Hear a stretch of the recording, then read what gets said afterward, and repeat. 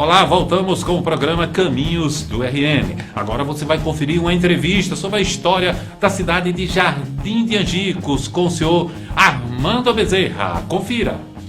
Nós estamos aqui com o senhor Armando Bezerra, um dos antigos moradores aqui da comunidade e um profundo conhecedor da história de Jardim de Angicos. Em primeiro lugar, senhor Armando, Jardim teve a primeira prefeita da América Latina. Apesar de ser prefeita de Lages, mas é jardinense, é isso?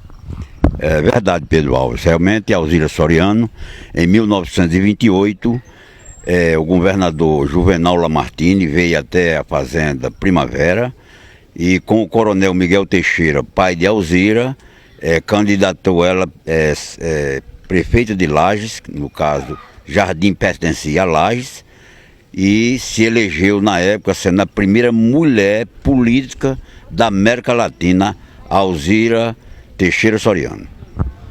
Tem um outro fato interessante nessa história de Jardim. Lages já pertenceu a Jardim e depois Lages passou a ser cidade, Jardim é distrito. Isso teve a ver com a questão da estrada de ferro, quando o coronel Francisco Pedro não quis que passasse aqui, é verdade?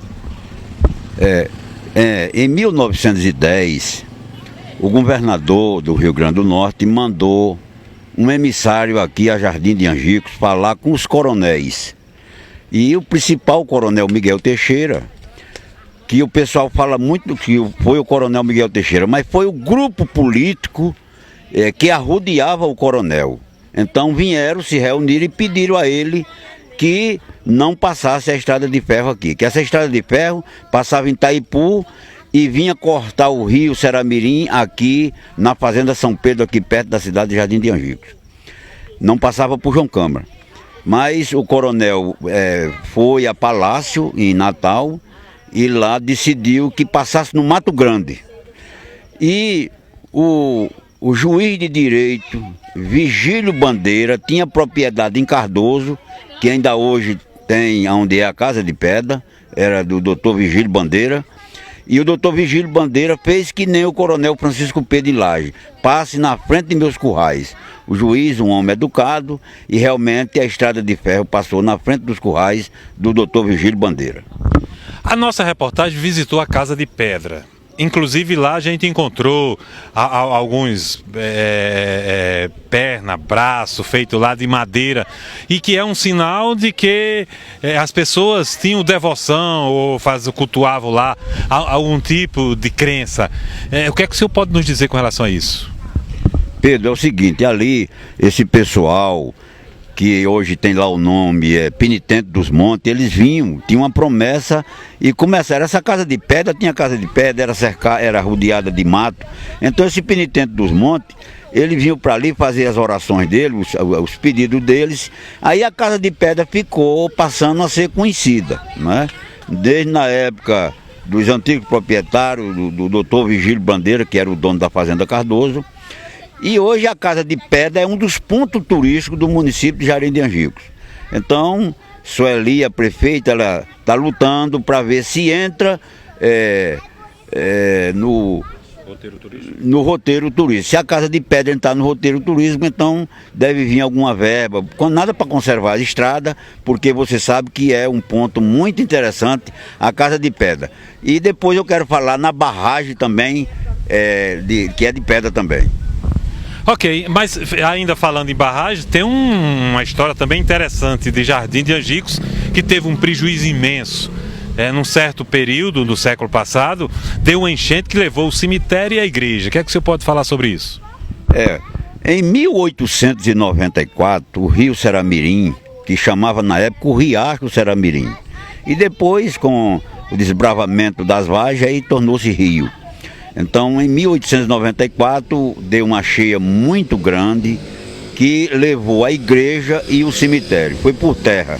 E muitas casas que tinham a margem do rio, aonde o seu Manel Câmara, o avô de Diomar, que foi vice-prefeito de Lages, ele tinha uma vila de casa aqui e botou essas casas abaixo aqui depois do desastre da enchente, levou, e ele foi um dos construtores do Beco Estreito de Lages, com esse material é levado todo em carro de boi para Lages. Então, realmente, Jardim de Angicos naquela época estava se erguendo, era distrito, aí sofreu esse desastre, aí para se erguer de novo foi luta, mas graças a Deus está hoje um Jardim de Angicos.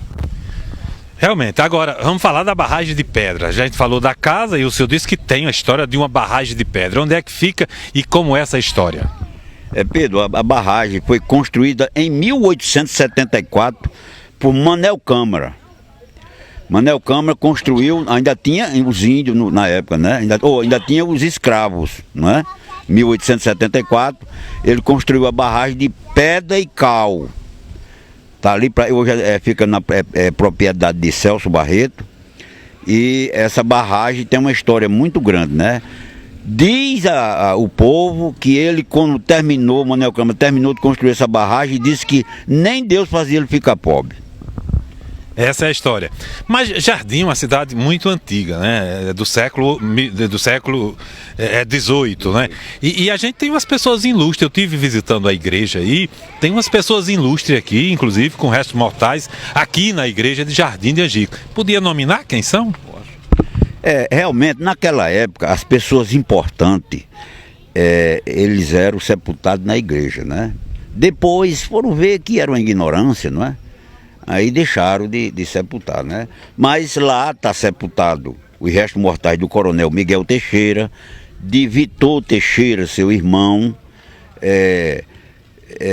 de Lourenço, José Lourenço, genro de uma filha de Miguel Teixeira, e vários que eu não me recordo agora o nome de todos, mas eu me lembro bem o de Miguel Teixeira e de Vitor Teixeira, seu irmão, o pai de Alzira Soriano, está sepultado lá, os restos mortais.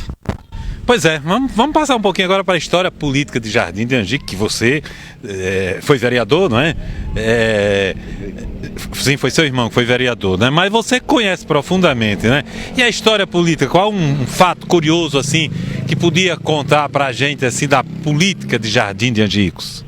Realmente, a política de Jardim de Angicos parece muito com a política de Lages, porque Jardim pertenceu a Lages muitos anos, a gente foi muita apuração naquele cartório, no fórum de Lages, e Jardim de Angicos tem uma amizade muito grande com Lages, de Chico Cabral, de Ramiro Pereira, de Almar Guilherme, foi vice-prefeito com João Militão em Lages, e então, já no dia 3 de março de 1963, o então governador Luiz Alves assinou o decreto passando Jardim a município sendo desmembrado de Lages.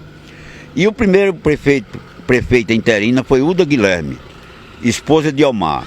De Almar não pôde ser porque era funcionário dos Correios, tinha que renunciar ao emprego para poder ser prefeito. Mas ele colocou a mulher dele. Ramiro Pereira era deputado estadual, meu pai era vereador, por sinal, tem uma fotografia aqui na Câmara Municipal, acho que você já visitou. E daí, pronto, depois, no dia 3 de outubro de 1963, teve a eleição para prefeito constitucional. E João Mendes da Fonseca foi o primeiro prefeito constitucional de Jardim de Angicos. Daí, depois de João Mendes, veio Ranulfo Fernando de Macedo, em 69. Quando foi em 72, foi eleito Francisco Barbosa da Câmara, 72. Em 76, foi eleito Paulo Amaro de Lima.